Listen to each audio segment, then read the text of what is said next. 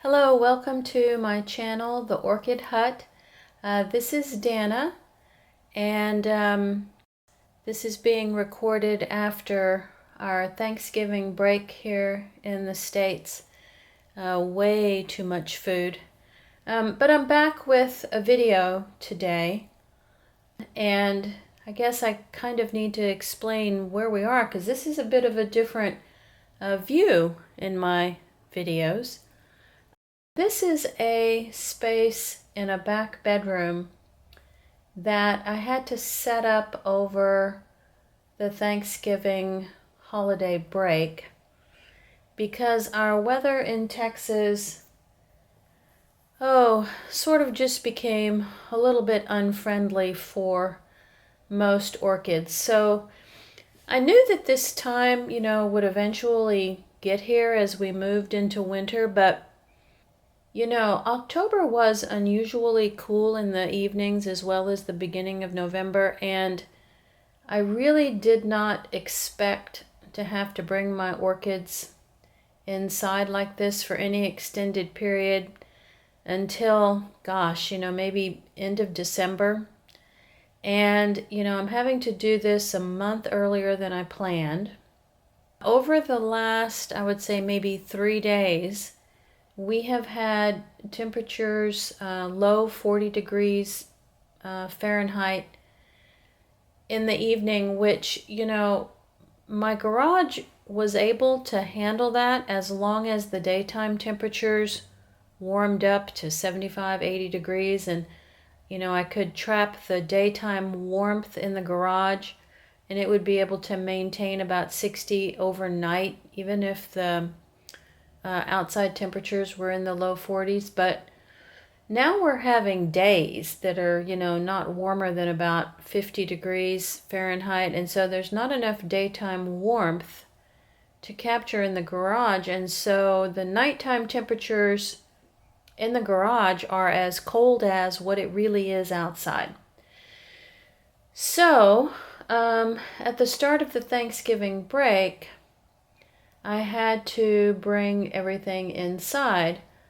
And previously, it would be just like for a day or two, so I really didn't have to worry about providing light so much because I knew they would be going right back outside. But, now I have an issue where, let's see, this is like day 4 maybe that they've been inside.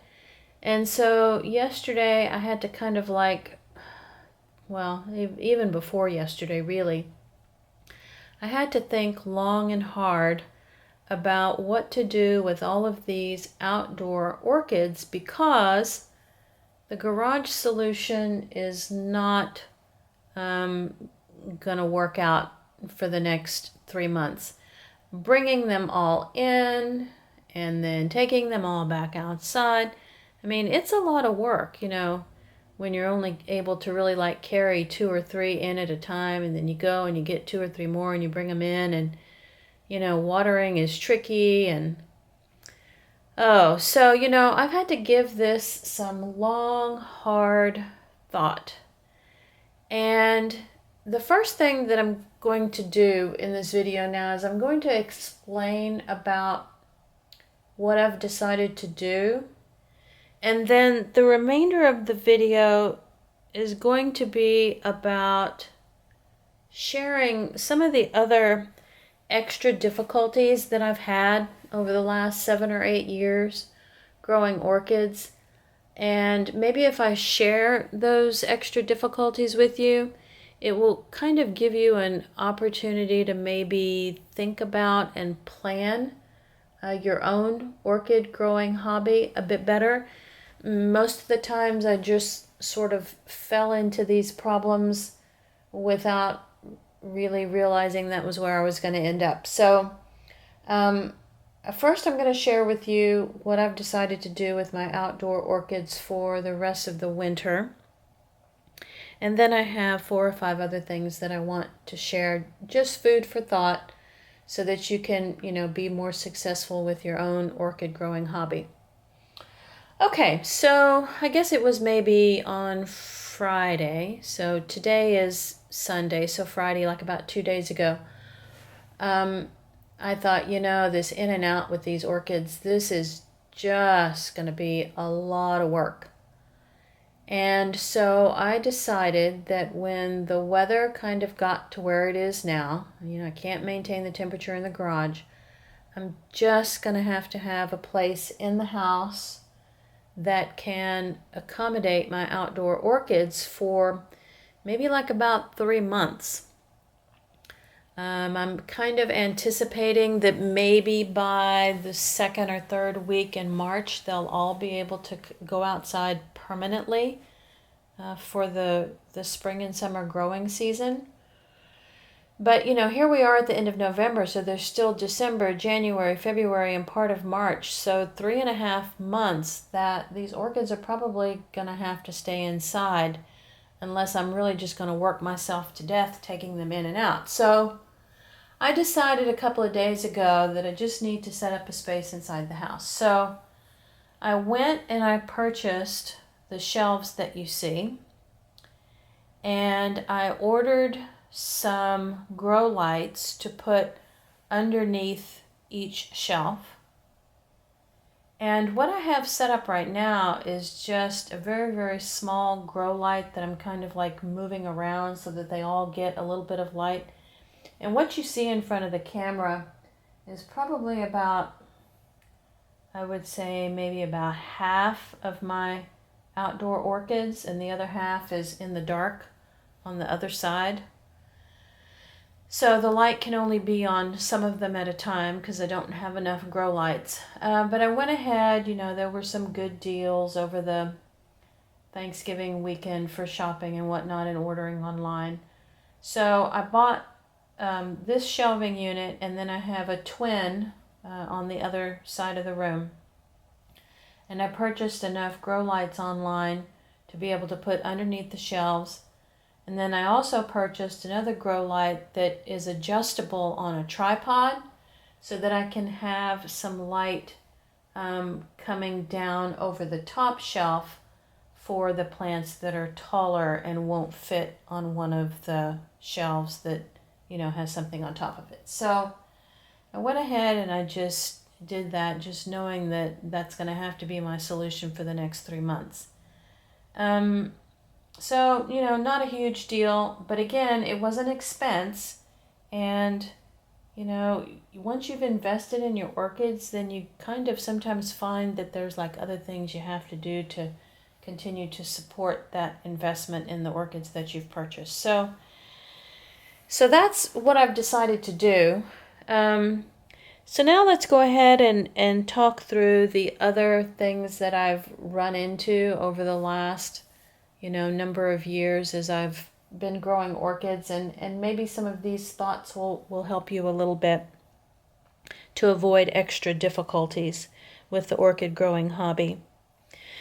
The first one that came to mind for me, the thing that I wanted to share, and this kind of hit me early on with my orchid growing hobby because I would go to shows and other places where orchids were being sold, and I would go, "Oh, I really like the bloom on that orchid. I'm just going to buy that one." And then, I would get home with it, and it would pretty rapidly begin to just fail miserably. Die, wilt, rot, within a matter of months. And what I learned, I guess, from that experience after a little bit of time had passed was that I was buying orchids that were going to be really, really difficult to grow in my environment. And so, I'll give you an example. For me, that's Miltoniopsis. I just cannot grow those beautiful orchids. And I cannot grow really any other cool growing orchids.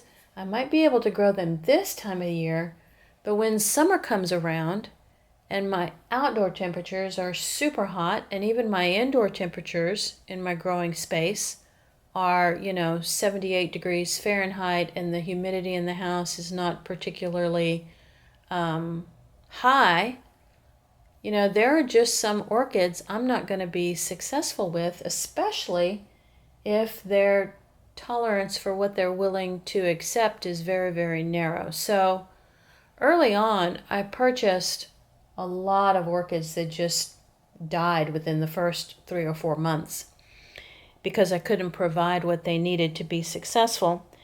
And so I guess what I would recommend now is that before you impulse buy something that just has a beautiful bloom on it, do a little bit of research. It's not that difficult to just Google the orchid, and oftentimes you can find the exact orchid that way.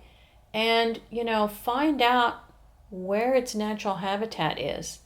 If it grows at 5,000 feet in very cool temperatures with a lot of humidity, and you live on a very hot coastline, you're probably not going to have or be able to even make the environment for that orchid that will allow it to thrive.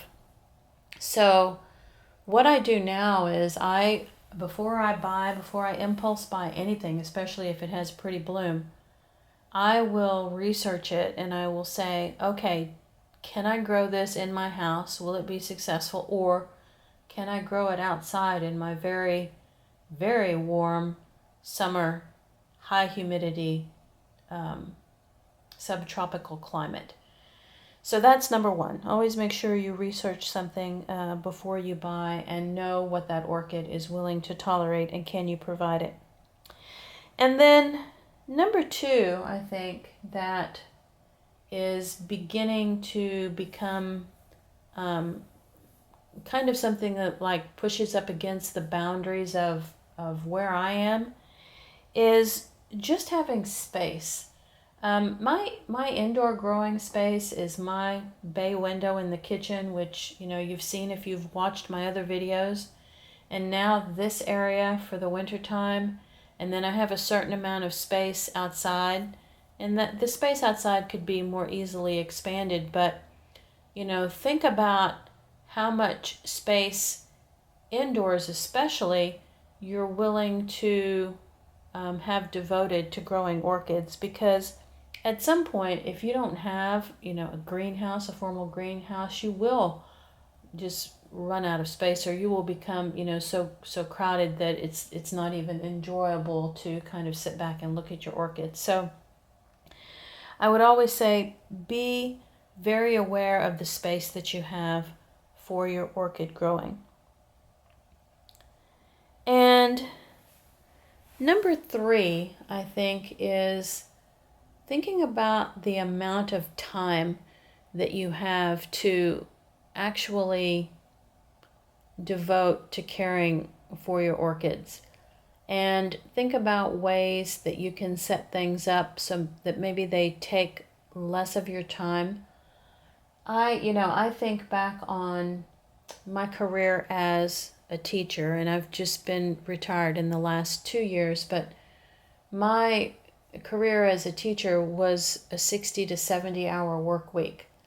And I would be inside my classroom by 6:30 every morning, ready to get started and do planning and get things ready for kids when they showed up at school that day. And I would oftentimes stay, late into the evening and working weekends, grading papers and writing lesson plans. So I only had my indoor orchids at that time because the indoor ones seemed to take a little bit less attention. And I really didn't start to expand my outdoor collection until just within the last 2 years. And they seem to take a bit more checking in, a bit more, especially for like orchids like this that are mounted. You have to check on those every single day, and they may need water. And you don't necessarily want to wait until the evening to water your orchids because, that's not always the best choice to be watering in the evening because they need to have the daytime to dry out. So, do you have time in the morning to water your orchid mounts? Do you have time in the morning to check in on the other ones in pots that might need to be watered?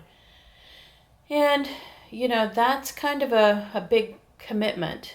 And if I look back on my working life, I would have never been able to take care of these outdoor orchids and provide what they needed while I had a job like that was so demanding. So something to think about. You make an investment in purchasing your orchids. They're not inexpensive, many of them. And, you don't want to end up in a situation where you fail with them just because you don't have enough time to take care of them. And then the next item is what we were talking about at the beginning of this video. There are seasonal shifts to consider. And maybe for you, it's not necessarily the shift into winter. It may be the shift into summer. The summer is maybe too harsh for a lot of your orchids, and so you have to bring them indoors. But whatever the situation is, do you have the ability to provide what they need 365 days out of the year? Because it's not going to be an enjoyable hobby. It's just going to cause frustration if you are successful for a little while and then you find that for a half or a third of the year, you can't provide what the orchid needs. And then I guess finally, think about expense. It's not only, buying the orchid itself. It's fertilizer, it's pots, it's media. And like for me, just over this past weekend, it's the expense of buying shelving units and, grow lights that I'm going to have to, pay for in order to continue to be successful with these orchids. So, lots of different things to consider as you expand your hobby. I just picked a few of the items today that came to mind that I've struggled with over the years a little bit, but I've always found solutions. You try to figure out how to carry on with something that you enjoy, but maybe some of these things won't quite catch you off guard as much now that I've shared this video. And so I thank you for your time today. All of the new subscribers, please join in the comments. I do thank you for watching my channel. It's the season of Thanksgiving. And so if you like this video or learned something new, please give it a thumbs up. That helps my channel grow and it helps me be able to continue to bring you more videos. The subscribe button will be in the bottom right-hand corner of the screen. And talk to you next time. Thanks so much for watching.